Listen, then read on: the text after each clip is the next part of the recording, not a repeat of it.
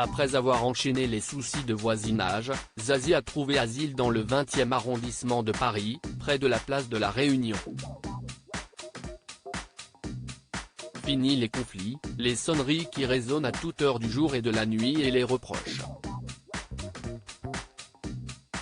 Si est depuis son nouveau quartier que l'artiste de 58 ans a accordé un entretien au journal Le Monde, qui a pu retracer son parcours dans un portrait publié le dimanche 29 janvier 2023.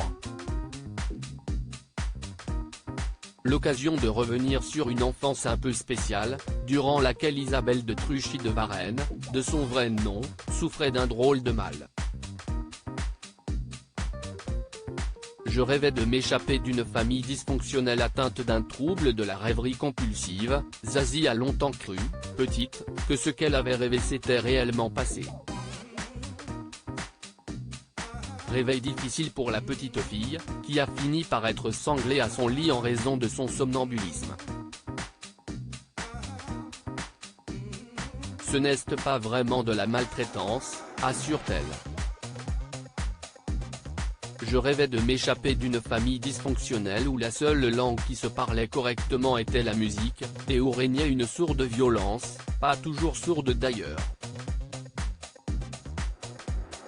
Dieu merci, j'avais un grand frère, 1 an et demi de différence, on a passé des heures, des années, à s'inventer des histoires. Ça m'a un peu sauvé.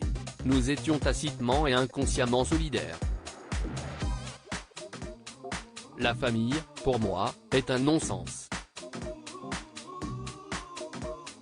Qui est Lola, la fille de Zazie? Elle a pourtant fondé la sienne. De son union avec le musicien Fabien Cahen, Zazie a eu une fille, Lola, qui a aujourd'hui 20 ans.